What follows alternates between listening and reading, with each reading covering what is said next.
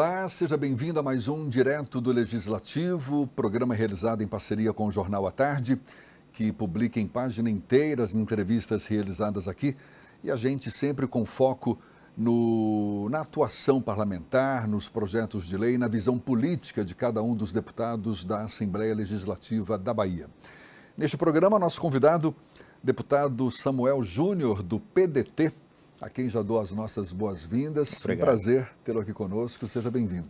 Eu é que agradeço a você, Jefferson, a toda a equipe aqui da TV Alba, lógico também a parceria com o Jornal à Tarde. Estamos aqui à inteira disposição. O senhor foi um dos críticos em relação ao formato virtual adotado pela Assembleia durante a pandemia, inclusive com a realização de uma única sessão semanal. O senhor acredita que a direção da Casa exagerou nos cuidados contra a Covid-19? Eu acho que o exagero não veio só pela parte da direção da Casa. Eu acho que veio até, inclusive, pelo próprio governo do Estado. E a gente sempre pode tirar como exemplo Brasília. Brasília não fechou a Casa. E olha que Brasília recebe deputados de todo o país e Brasília, durante todo o período da pandemia, funcionou. Lógico, aqueles deputados que tinham suas comorbidades, eles faziam as sessões virtuais, ele podia participar, como nós estamos fazendo hoje na Assembleia Legislativa, mas em tempo todo o plenário estava aberto para que os deputados que desejassem estar em Brasília, discutindo no plenário, até porque eu sempre digo que o que faz o parlamento mover o parlamento é exatamente aquelas discussões no plenário. Infelizmente, no período da pandemia, nós não tivemos isso aqui na Casa. Respeito a decisão que o presidente, junto com a mesa diretora, tomaram, mas lógico que eu preciso expor meu ponto de vista e desde o começo eu achei que foi uma decisão que não foi acertada. A Câmara de Vereadores aqui na nossa capital também não parou de funcionar. Então estava todos os dias também aberto. Então a gente, só a Assembleia Legislativa aqui do Estado da Bahia, em relação, se comparando a Brasília e a Câmara em Salvador, foi que fechou as portas. O senhor foi contra as medidas restritivas em geral, que acabaram, principalmente nos momentos mais críticos da pandemia, fechando estabelecimentos, enfim, restringindo a atuação das pessoas? Lógico que eu coloco o meu ponto de vista e respeito sempre os pontos de vista de todo mundo. Mas eu preciso expor o meu e, na minha condição que estou como um parlamentar, eu mais ainda preciso colocar isso. E dentro do segmento que eu represento, que é um segmento evangélico, um segmento especial da Igreja Assembleia de Deus, vários prefeitos baixaram decretos fechando, inclusive, de ter culto. Isso seja culto na Igreja Católica, culto nas igrejas religiosas, inclusive ferindo a própria Constituição, que ela me dá a liberdade de culto. Então, até a minha liberdade de culto, os prefeitos fizeram isso, e do próprio governo também, baixando vários decretos, fechando estabelecimento comercial. E hoje a gente vê que a economia ela começa a sentir também o efeito mais drástico da pandemia, onde a gente vê vários estabelecimentos comerciais que fecharam as portas, várias pessoas que ficaram desempregadas. Então eu acho que, talvez até no desejo de acertar, vários governantes, e aí eu incluo o governador, vários prefeitos, eles exageraram e a gente vê que esse exagero hoje a gente poderia ter administrado. Vou tirar como exemplo hoje o distanciamento que se faz para o embarque dentro do avião. Chega no salão de embarque, você faz o distanciamento, mas dentro da aeronave senta todo mundo próximo. Será que se a gente usasse esse critério de não ter a pessoa na poltrona do meio e não fizesse esses fechamentos que fizemos e fizesse essa administração, a gente não teria esse problema que nós temos hoje da economia, nós não teríamos, né? Eu acho que houve um exagero. Espero que a gente não torne a passar pelo que passamos no período da pandemia, mas se uma outra pandemia tiver, que a gente use essa como exemplo, que exageramos em muita coisa e teve vários prejuízos. Foram decisões tomadas com base em orientações da área científica, que em tese é quem tinha condições ou conhecimento para decidir sobre esse assunto, não? Não, vários deles tomaram sem sequer qualquer estudo científico. E hoje a gente vê que os próprios cientistas que naquela época disseram que tinha que ter um total fechamento, hoje eles já dizem que pode se liberar, pode ter sim um distanciamento. Mas por causa da vacinação? Não, eu não vejo nesse ponto de vista. Porque eu acho que a gente precisava ter um meio termo. Eu acho que a forma que foi feita foi uma forma exagerada. E lógico que a gente sempre tem que se preocupar com as vidas. A vida é o maior patrimônio que uma família tem, que um cidadão tem. Mas tem pessoas que a gente precisa ver de que forma a gente poderia administrar o comércio, o funcionamento como um todo. Eu acho que da forma que fez houve um grande exagero. E desse exagero houve grandes prejuízos. O O senhor está em seu segundo mandato, o atual desde o início da atual legislatura. Isso porque na primeira experiência o senhor foi eleito como suplente, pegou a legislatura já em andamento. Qual a avaliação que o senhor faz do desempenho da Assembleia nesses últimos 2 anos que coincidem exatamente com a chegada da pandemia? Eu acho que ainda é muito tímido. A minha crítica ao Parlamento Estadual, e eu falo isso aqui porque já tive a oportunidade de falar aos presidente e ex-presidente Nelson Leal, ao atual presidente Adolfo, que a gente só se reúne hoje para votar projeto do Executivo. Se você observar, nesses últimos meses, a gente só vota projeto do Executivo. Não que eu seja de forma contra a votar os projetos do Executivo, mas nós somos 63 deputados, são 63 cabeças, 63 pensamentos, 63 pessoas que representam alguma parte da sociedade, onde a gente tem vários projetos, que eu não tenho dúvida de que colocar esses projetos em prática, a gente ajudaria muito a população baiana, são 15 milhões de pessoas, só que infelizmente a gente acaba não pautando isso. Então eu acho que a gente acaba sendo apenas um parlamento que está a serviço do Poder Executivo, e não um parlamento que está a serviço do próprio parlamento.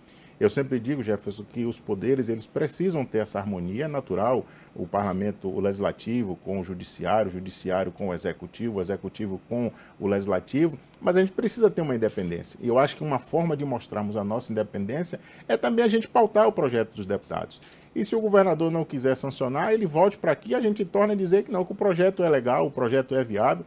E eu posso dizer a você que dos 63, o que tem menos projeto aqui tem 5, 10 projetos. Será que então nenhum desses projetos vai atender a população, nenhum desses projetos vai ajudar a vida dos baianos? Só o projeto do governador, do Ministério Público? Então eu acho que a gente, na condição de parlamentar, eu acho que eu não posso fazer uma avaliação positiva do parlamento por conta disso. No mais, lógico, a gente viveu um momento atípico, ninguém tinha bola de cristal como lidar com isso, é por isso que eu disse a você que respeito os pontos de vista, que eu também gosto que respeite o meu ponto de vista, mas eu acho que a gente precisa dar uma dinâmica melhor ao parlamento aqui na Assembleia Legislativa, mostrando o projeto dos deputados. Essa é uma reclamação recorrente, o senhor não é o único que reclama o fato de a maioria dos projetos serem de origem do Executivo. O que falta para virar essa chave? Que tipo de interlocução, por exemplo, o senhor tem com a presidência da casa ou com o próprio governo no sentido de mudar essa situação? Eu acho que o maior problema, aí é um problema até burocrático interno, que a gente tem o líder do governo e o líder da oposição. A gente não acaba tendo um líder dos deputados que fizesse exatamente essa interlocução entre o líder do governo, o líder da oposição, e ele fosse esse líder que estivesse, na verdade, representando o parlamento como um todo. Existe alguma parte do próprio regimento interno nosso que precisa passar pelos trâmites das comissões ou a dispensa de formalidade, e essa dispensa de formalidade ela só se dá ou junto com o líder do governo e junto com o líder da oposição. E acaba eles dois, de qualquer forma, se entendendo dessa forma.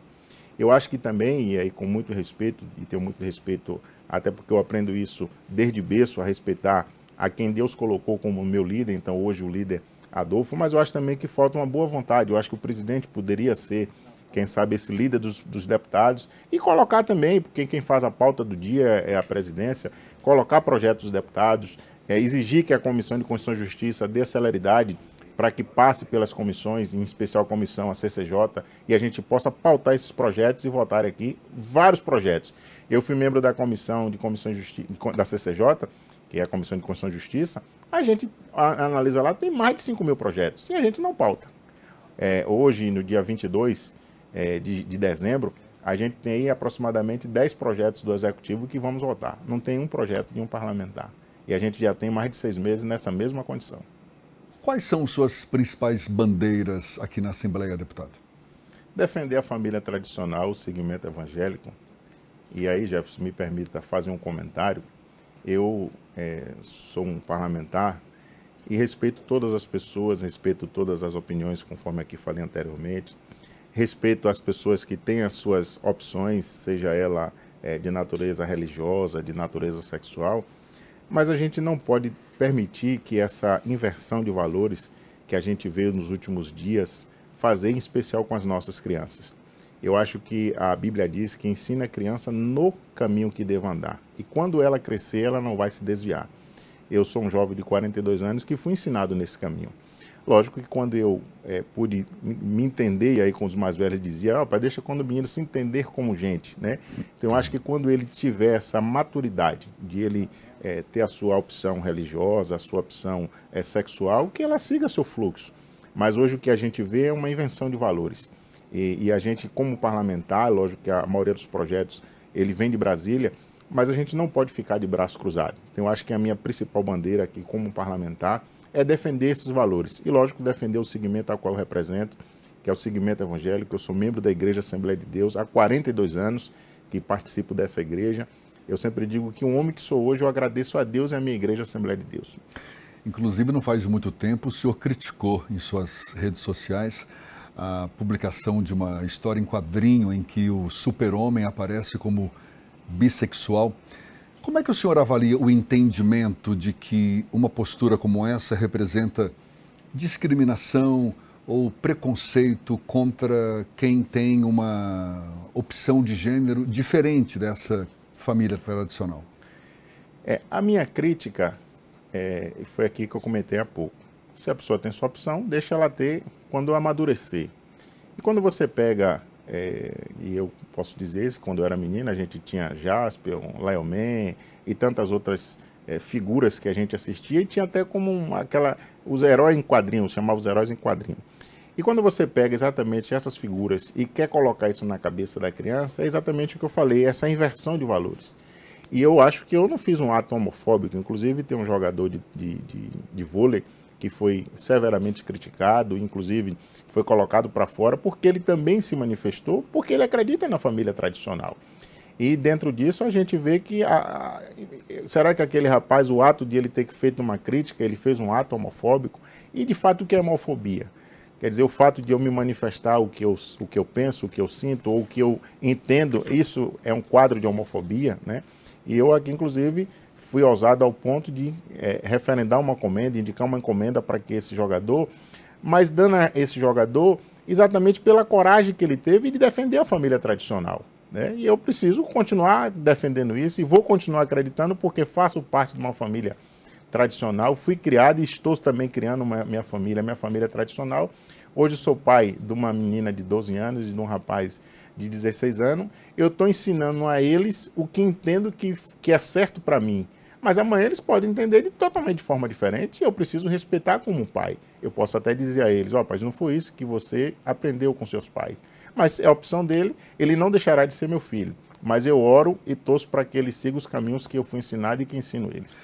Há quem defenda a tese de que ninguém se realiza como ser humano se não tiver assegurado o respeito à sexualidade, ou à sexualidade, de uma forma geral. E que, no caso, engloba o quê? A liberdade sexual e a livre orientação de gênero. Sob essa ótica, o senhor não acha que a sexualidade é uma liberdade individual que deve ser respeitada? Mas a partir de que idade? Porque eu, quando faço isso, inclusive eu tenho um projeto de lei também, que é a Escola Sem Pornografia, onde esses tipos de assuntos a gente não fale com as nossas crianças, ou seja, não oriente. E me permita, não desviando da sua pergunta, a gente teve um caso aqui recente em Salvador, de uma professora que, dentro da sala de aula, ela estava dando doutrinação política dentro de sala de aula. E uma mãe, a aluna se ofendeu, saiu da sala de aula, reclamou com a sua mãe, a mãe foi e deu uma queixa. O delegado chamou a professora para que conversasse, até para entender de fato o que é que estava acontecendo, e a gente viu vários movimentos criticando a ação do delegado. Mas acho que uma semana ou 2 semanas depois, um professor dentro de sala de aula induzindo as crianças a se beijarem, crianças inclusive do mesmo sexo, e ele prometendo que daria ponto a essas crianças e até também dinheiro. E a gente não viu a mesma manifestação da própria PLB e de outros sindicatos, de outros movimentos, criticando a postura desse professor. Então, será que é esse tipo de sexualidade que a gente deva estar ensinando em sala de aula ou praticando em sala de aula? Será que a idade para que a gente aborde esse assunto é com as crianças de 12 anos? Porque é exatamente se eu tenho esse assunto com as nossas crianças, eu não estou dando a ele o tempo para que ele mesmo processe o que é que ele quer ser, de que forma ele quer ser e de que forma ele quer encarar esse processo. Então, eu acho que é essa inversão que a gente precisa tomar muito cuidado. O senhor é autor de um projeto de lei já aprovado pela Assembleia Legislativa que proíbe a participação obrigatória de alunos em eventos religiosos, tanto em escolas da rede pública quanto escolas particulares, inclusive isentando os alunos de cursar disciplinas que sejam relacionadas à religiosidade. O senhor tem acompanhado a efetividade, o cumprimento dessa lei? Mas eu vou pedir essa resposta para o próximo bloco. A gente volta já já nessa conversa com o deputado Samuel Júnior, do PDT, aqui no Direto do Legislativo. É um instante só.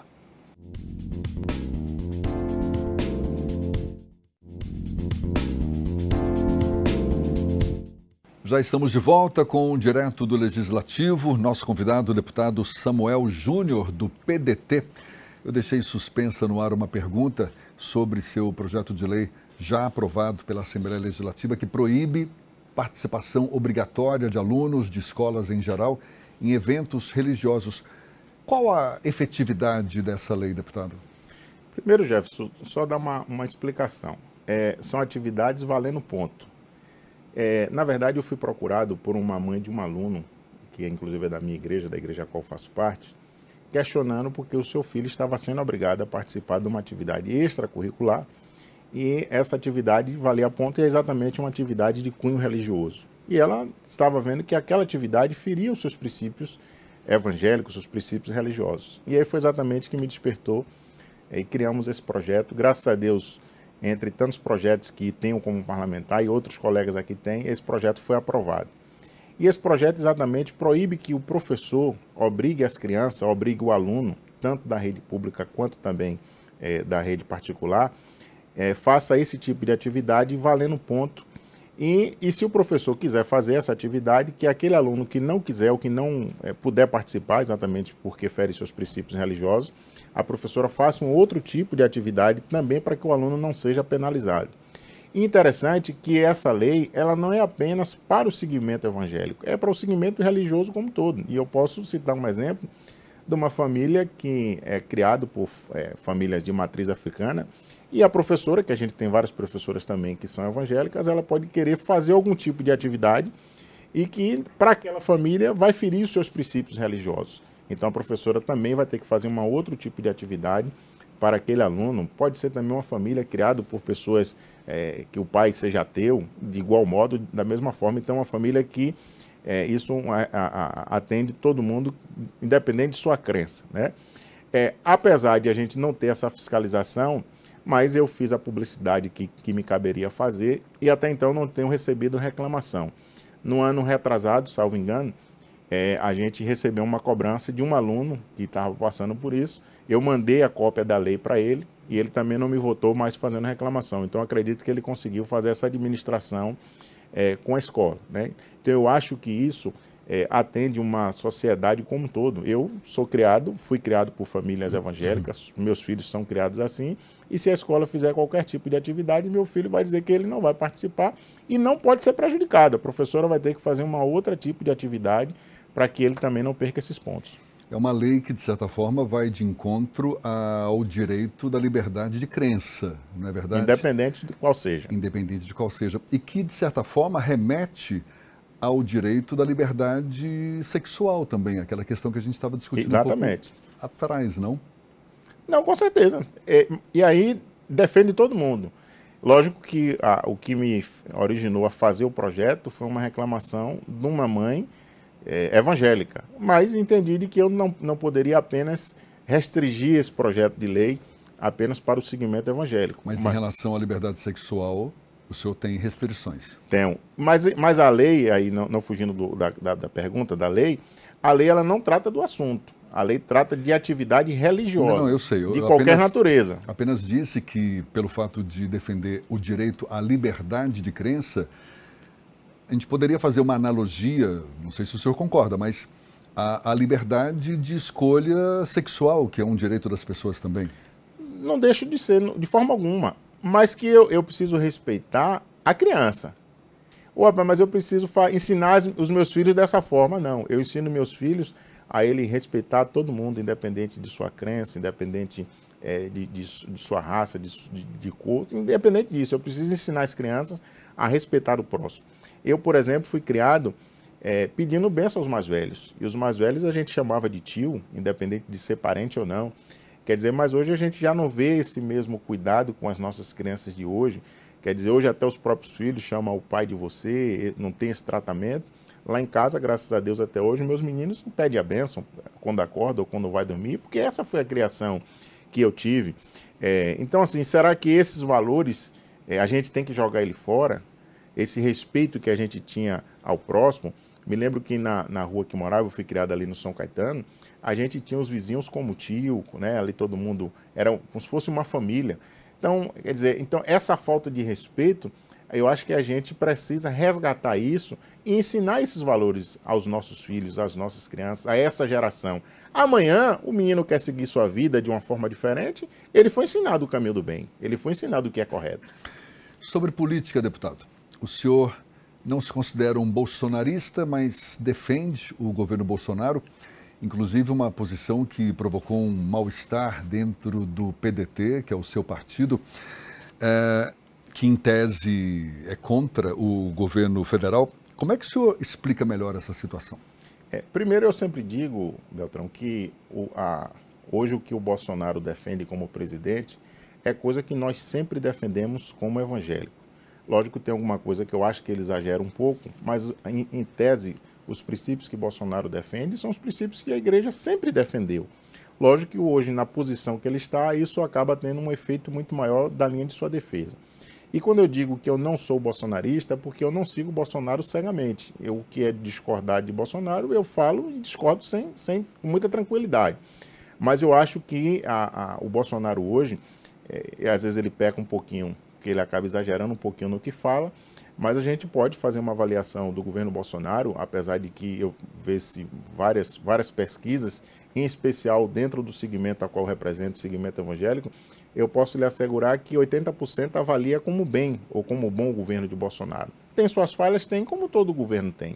A gente, se limitarmos aqui ao nosso estado da Bahia, e eu tenho a oportunidade de percorrer todo esse estado, são 15 milhões de habitantes, dimensão territorial de um país, né? Quer dizer, por melhor que seja um governador, nunca o benefício do governo vai chegar naquela ponta. E várias pessoas vão discordar, e é natural, isso faz parte do processo democrático. Mas eu defendo o governo Bolsonaro, eu acho que a gente precisa ainda dar oportunidade a ele para governar por mais uma legislatura, né? E aí eu volto a dizer, não sou bolsonarista, mas sou Bolsonaro. Quais são os principais méritos e deméritos do governo Bolsonaro? O demérito, eu acho que ele fala demais. Eu acho que é um exagero, às vezes, dele de falar. Se você observar no período da pandemia, no começo, quando ele parava ali no cercadinho, como eles chamam, em Brasília, e aí, quando ele, naquelas entrevistas que ele dava, ele é um camarada que a gente pode observar que é muito sanguíneo, as pessoas que ali ficavam já fazia para atiçar e ele acabava respondendo alguma coisa que eu acho que não cabia como presidente. Alguém pode até dizer, mas ele foi eleito dessa forma. Mas uma coisa é você estar no palanque como presidente e outra coisa é você estar munido como presidente da República. Ele é a maior autoridade do nosso país. Então, acho que não tem fala que não cabe ao presidente, mas respeito a posição dele. E eu acho que o maior mérito do governo Bolsonaro é, pelo menos até então, a gente não ter nenhuma prova de corrupção dentro do seu governo. Tem pessoas que podem ter feito qualquer tipo de armação, pode. A gente aqui na Assembleia Legislativa posso ter 10 ou 15 ou 20 assessores e nem sempre a gente consegue fiscalizar todas as ações dos 20, né? Imagine um universo que é a máquina pública nacional. Então pode-se ter, mas a gente não tem nenhuma comprovação dentro do seu governo de corrupção. Então acho que isso já é um grande avanço.